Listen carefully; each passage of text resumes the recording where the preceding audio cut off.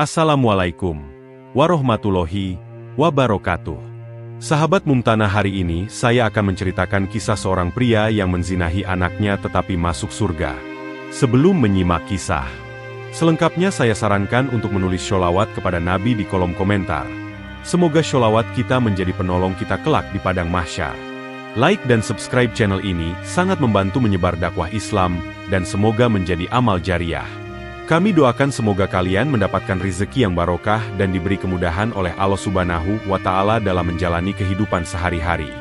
Di tengah perjalanan ibadah haji yang khusyuk, Abdullah bin Mubarak merasa terhanyut dalam suasana tenang di Hijr Ismail, dekat Ka'bah yang mulia. Dalam keheningan tersebut, ia terlelap dan memasuki alam mimpi yang begitu mendalam. Mimpi itu bukanlah sekadar mimpi biasa, melainkan sebuah pertemuan dengan sosok yang sangat agung, Rasulullah Muhammad Shallallahu Alaihi Wasallam. Dalam mimpinya, Rasulullah menyampaikan sebuah pesan yang begitu spesial, yang ditujukan langsung kepadanya. Rasulullah memintanya untuk pergi ke Baghdad setelah hajinya selesai, dan mencari seorang pria bernama Bahram al-Majusi. Rasulullah memberi salam dan mengabarkan bahwa Allah meridai perbuatan yang telah dilakukan oleh Bahram. Abdullah terkejut dan merasa ragu dengan pesan yang begitu besar ini. Ia merasa tak mungkin mendapatkan mimpi seperti itu dan mulai mencurigainya sebagai bisikan setan, yang seringkali terjadi ketika seseorang mendapatkan mimpi yang aneh atau tak biasa. Namun, Abdullah tidak langsung mengambil keputusan. Ia merasa perlu untuk memeriksa kebenaran pesan tersebut. Dengan hati yang penuh keraguan, ia pun segera berwudu, lalu melaksanakan salat dan tawaf di sekitar Ka'bah dengan sepenuh hati. Ia berdoa memohon petunjuk agar bisa memahami mimpi tersebut. Meski ia merasa lelah dan cemas, ia tidak berhenti untuk mencari kejelasan. Keinginan untuk mendapatkan jawaban yang pasti membuat Abdullah terus berusaha mendekatkan diri kepada Allah. Setelah berdoa dan tawaf, Abdullah kembali terlelap dalam tiduran yang lebih panjang. Kali ini, pesan yang sama muncul lagi dalam mimpinya, seakan menegaskan bahwa apa yang ia alami bukanlah hal yang bisa dianggap biasa. Rasanya seperti panggilan dari Rasulullah sendiri, yang harus ia jalankan dengan penuh keyakinan. Mimpi yang pertama kini menjadi semakin jelas, dan Abdullah sadar bahwa ia tidak bisa mengabaikan pesan tersebut. Setelah mimpi pertama yang begitu mengesankan, Abdullah bin Mubarak merasa bingung dan ragu. Meskipun ia mencoba untuk meyakini bahwa pesan tersebut adalah benar, hatinya masih dipenuhi dengan keraguan. Apakah itu benar-benar dari Rasulullah? Atau mungkin hanya sebuah godaan dari setan, yang seringkali muncul dalam bentuk mimpi yang membingungkan? Abdullah merasa cemas dan khawatir jika apa yang ia alami hanya sebuah ilusi, sebuah ujian untuk melihat bagaimana ia akan bereaksi. Namun, untuk menenangkan dirinya, Abdullah memutuskan untuk kembali berwudu, melaksanakan salat dengan lebih khusyuk, dan melakukan tawaf di sekitar Ka'bah. Dengan sepenuh hati ia berdoa, memohon petunjuk dan kejelasan dari Allah. Setiap langkahnya terasa penuh harapan dan doa agar mimpi tersebut bukanlah sebuah gangguan, melainkan sebuah petunjuk yang nyata. Setelah beberapa saat berdoa dengan sungguh-sungguh, Abdullah kembali tertidur. Kali ini, ia terlelap dalam mimpi yang sama. Pesan dari Rasulullah yang mengatakan bahwa ia harus pergi ke Baghdad dan menemui Bahram al-Majusi. Ketika ia terbangun, perasaan keraguan yang sebelumnya menguasainya mulai berkurang. Pesan yang sama datang untuk kedua kalinya, dan Abdullah menyadari bahwa ini bukanlah kebetulan. Ia tidak bisa lagi mengabaikan pesan tersebut. Keesokan harinya, Abdullah kembali berdoa dengan tekun, melanjutkan ibadah haji dengan sepenuh hati. Ia merasa seakan-akan Allah telah memberikan petunjuk jelas lewat mimpi tersebut. Namun, keraguan tetap menggerogoti hatinya. Setelah tawaf yang kedua kalinya, Abdullah kembali terlelap. Mimpi yang sama datang untuk ketiga kalinya, lebih tegas dan jelas daripada sebelumnya. Ini adalah panggilan dari Rasulullah yang tidak bisa ia abaikan. Setelah mimpi yang ketiga, Abdullah tidak ragu lagi. Ia tahu bahwa ini adalah sebuah tugas yang harus ia jalankan. Pesan Rasulullah sudah sangat jelas, dan ia merasa yakin bahwa ini adalah jalan yang benar. Meskipun hatinya masih dipenuhi dengan banyak pertanyaan, ia siap untuk melanjutkan perjalanan panjangnya menuju Baghdad, dengan keyakinan bahwa ia sedang menjalankan tugas yang sangat penting. Abdullah tidak lagi ragu. dan hatinya kini penuh dengan semangat untuk menyampaikan pesan yang diberikan Rasulullah kepadanya. Setelah mendapatkan mimpi yang berulang kali, Abdullah bin Mubarak akhirnya memutuskan untuk melanjutkan perjalanan besar yang telah ditakdirkan untuknya. Meski ia telah selesai melaksanakan ibadah haji, tugas besar masih menantinya. Ia harus pergi ke Baghdad untuk mencari Bahram al-Majusi dan menyampaikan pesan Rasulullah yang sangat penting. Namun, perjalanan ke Baghdad bukanlah perjalanan yang mudah. Abdullah harus melewati gurun pasir yang luas, menempuh rute yang penuh tantangan, dan menghadapi segala bentuk kesulitan. Dengan tekad yang kuat, Abdullah memulai perjalanan panjangnya. Setiap langkah yang ia ambil dipenuhi dengan semangat dan harapan agar bisa segera menemukan Bahram. Meskipun ia tahu bahwa perjalanan ini akan memakan waktu dan tenaga yang tidak sedikit, keyakinannya pada pesan Rasulullah memberi dorongan yang tak tergoyahkan. Abdullah merasa bahwa tugas ini lebih dari sekadar perjalanan fisik. Ini adalah perjalanan spiritual yang menguji keteguhan imannya dan kesabarannya. Di sepanjang perjalanan, Abdullah menghadapi berbagai rintangan. Cuaca yang panas dan tak terduga, angin gurun yang kencang, dan kekurangan air serta makanan membuat perjalanannya semakin berat. Namun, meskipun tubuhnya lelah dan terhimpit rasa putus asa, Abdullah terus melangkah. Setiap malamnya, ia berdoa agar diberi kekuatan dan kelancaran dalam menjalankan tugas ini. Ia tahu bahwa di ujung perjalanan ini ada sebuah misi yang sangat besar yang telah diperintahkan oleh Rasulullah. Hari demi hari berlalu, dan Abdullah semakin dekat dengan tujuannya. Meskipun ia merasa kelelahan dan rindu untuk segera sampai, semangatnya tetap berkobar. Ia tahu bahwa pertemuannya dengan Bahram adalah bagian dari takdir yang telah Allah tentukan, dan ia tidak boleh menyerah begitu saja. Setelah perjalanan yang melelahkan, akhirnya Abdullah tiba di sebuah kampung kecil yang muncul dalam mimpinya. Kampung tersebut tampak sederhana, namun Abdullah tahu bahwa ia telah sampai di tempat yang benar. Di sini, ia mulai mencari Bahram al-Majusi, pria yang disebut dalam mimpinya. Abdullah merasa cemas, tetapi keyakinannya semakin menguat. Ia tahu bahwa setiap langkah yang ia ambil adalah bagian dari takdir yang lebih besar. Perjalanan panjang ini akhirnya membawa Abdullah ke titik yang sangat penting dalam hidupnya, dan ia hanya tinggal beberapa langkah lagi untuk memenuhi pesan Rasulullah. Setelah menempuh perjalanan panjang yang melelahkan, Abdullah bin Mubarak akhirnya tiba di sebuah kampung yang sederhana, yang sesuai dengan petunjuk dalam mimpinya. Kampung ini tampak kecil dan tenang, namun bagi Abdullah, tempat ini memegang peran yang sangat penting dalam misi yang harus ia jalankan. Di tengah kelelahan dan rasa ragu yang mulai surut, Abdullah mulai mencari sosok Bahram al-Majusi, pria yang disebutkan oleh Rasulullah dalam mimpi-mimpinya. Ia tahu bahwa pertemuan ini adalah titik penting dalam tugas yang telah Allah titipkan kepadanya. Dengan tekad yang semakin bulat, Abdullah menyusuri kampung itu, bertanya kepada penduduk setempat tentang keberadaan Bahram. Ia merasa sedikit cemas, namun semangatnya untuk menyampaikan pesan Rasulullah memberikan kekuatan lebih. Tak lama kemudian, ia bertemu dengan seorang pria tua yang tampak bijaksana. Pria itu memandang Abdullah dengan tenang, seolah mengenali tujuan kedatangannya. "Apakah Anda Bahram al-Majusi?" tanya Abdullah dengan hati-hati.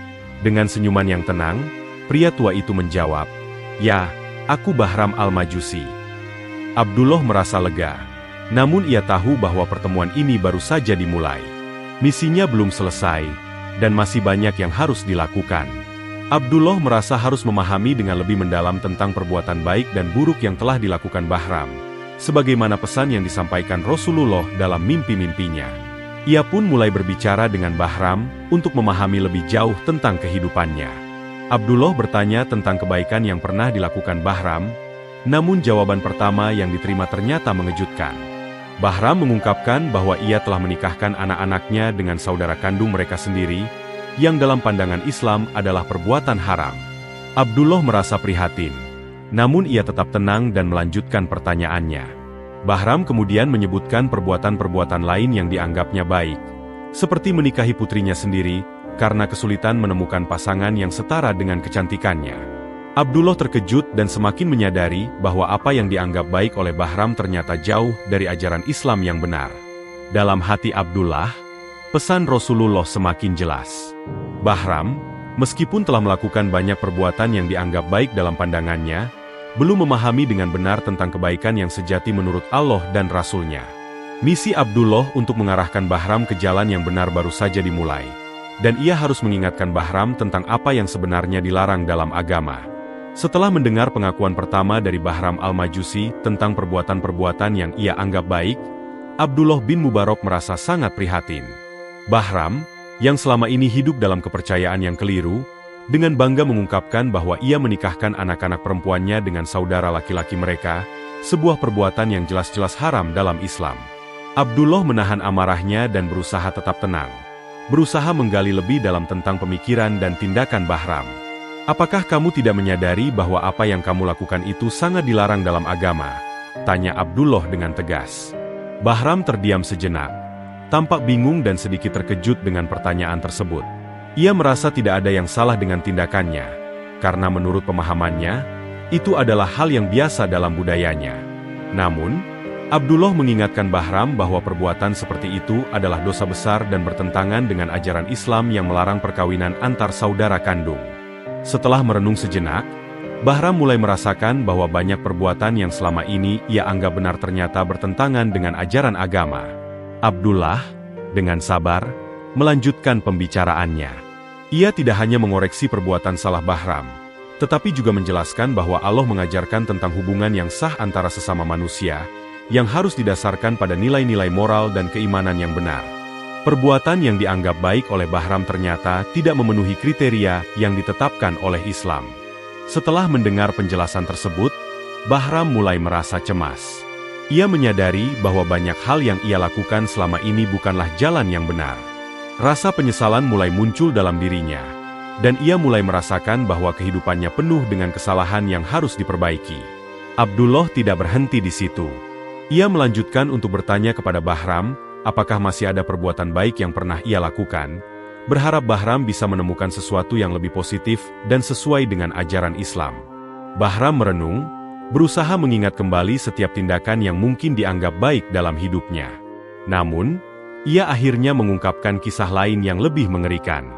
Ia mengatakan bahwa ia memiliki seorang putri yang sangat cantik, dan karena kesulitan menemukan pasangan yang setara dengan kecantikannya, ia memutuskan untuk menikahinya sendiri. Bahram menyebutkan bahwa pada malam pernikahan itu, lebih dari 1.000 orang hadir merayakan pernikahan tersebut. Abdullah sangat terkejut mendengar pengakuan itu, merasa semakin yakin bahwa Bahram benar-benar tersesat dalam perbuatannya. Dosa yang lebih besar lagi, kata Abdullah dengan penuh penyesalan. Apa yang kamu lakukan itu sangat terlarang dalam agama. Mendengar hal tersebut, Bahram merasa seolah-olah dunia runtuh di hadapannya. Ia menyadari bahwa selama ini ia telah melakukan dosa besar yang tidak hanya melukai dirinya, tetapi juga melanggar hukum Allah.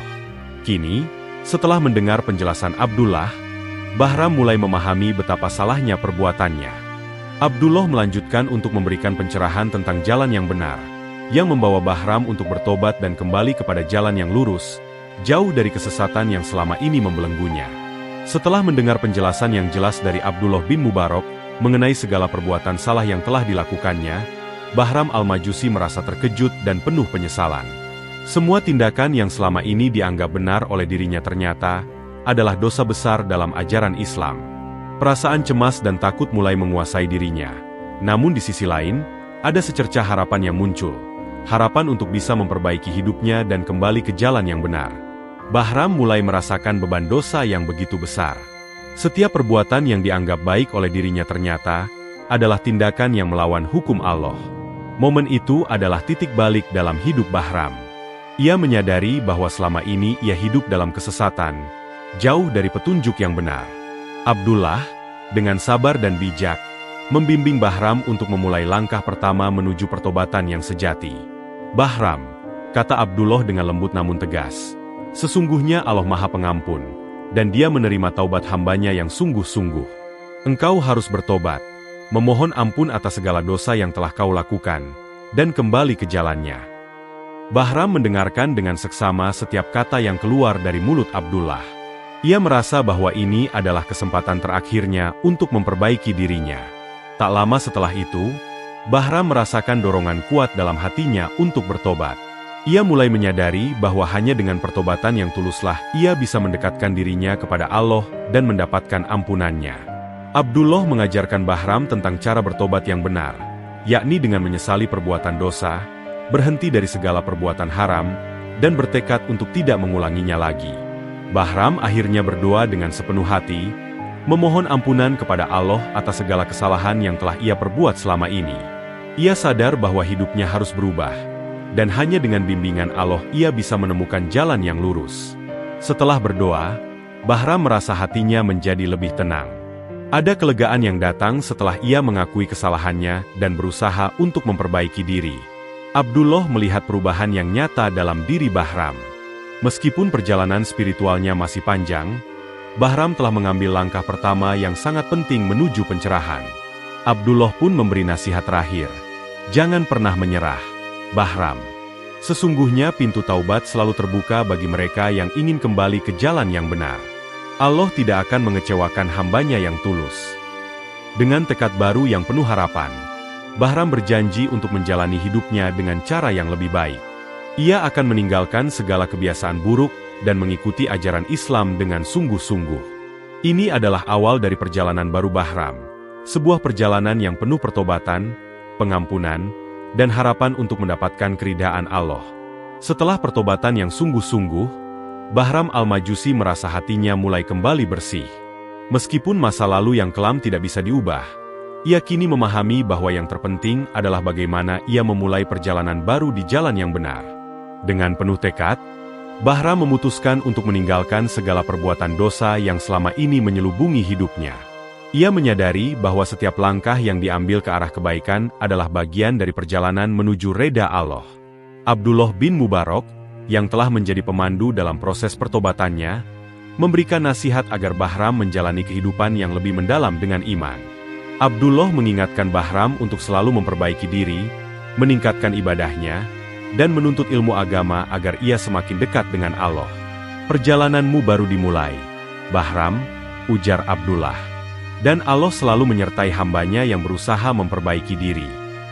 Dengan hati yang penuh rasa penyesalan dan harapan baru, Bahram mulai berusaha menjalani hidupnya sesuai dengan ajaran Islam. Ia mulai meninggalkan kebiasaan-kebiasaan buruk dan menggantinya dengan kebiasaan yang lebih baik. Setiap hari, ia menyibukkan diri dengan membaca Al-Quran, berdoa, dan merenung. Ia merasa sangat beruntung karena mendapatkan kesempatan untuk bertobat dan menjalani hidup yang lebih baik. Suatu hari, Bahram memutuskan untuk kembali ke kota tempat ia berasal, untuk mengubah cara hidupnya secara total. Dalam perjalanan kembali, ia merenungkan setiap langkahnya, yang kini terasa lebih ringan dan penuh makna. Ia sadar bahwa meskipun perjalanannya sangat panjang dan penuh tantangan, namun setiap detik yang dilalui dengan niat tulus untuk mendekatkan diri kepada Allah adalah langkah yang sangat berharga. Di kota asalnya, Bahram mulai memperkenalkan perubahan dalam hidupnya kepada keluarga dan orang-orang di sekitarnya. Ia bercerita tentang pertobatannya, tentang bagaimana ia dahulu terjebak dalam dosa besar, dan bagaimana ia kini berusaha mengikuti petunjuk Allah. Meski banyak yang terkejut dengan perubahan tersebut, Bahram tetap tegar dan tidak tergoyahkan. Ia tahu bahwa perjalanan menuju kebaikan seringkali penuh dengan rintangan, tetapi ia sudah siap menghadapi segala tantangan itu. Bahram semakin giat dalam beribadah dan meningkatkan amal saleh. Ia berusaha menjadi pribadi yang lebih baik di mata Allah dan sesama manusia. Dalam hati, ia berjanji untuk tidak kembali kepada dosa-dosa masa lalunya. Perubahan dalam dirinya tidak hanya terlihat dari ibadahnya, tetapi juga dalam sikap dan perilakunya sehari-hari. Ia berusaha untuk berlaku jujur, rendah hati, dan membantu sesama, seiring dengan tekadnya untuk menjadi pribadi yang lebih baik. Dengan setiap langkah yang diambil, Bahram merasa semakin dekat dengan Allah. Ia tahu bahwa perjalanan spiritualnya belum berakhir, dan akan terus berlanjut sepanjang hidupnya. Namun, ia merasa yakin bahwa dengan pertobatan yang tulus dan keyakinan yang kuat, ia akan mampu menapaki jalan yang benar dan mendapatkan kasih sayang serta ampunan dari Allah.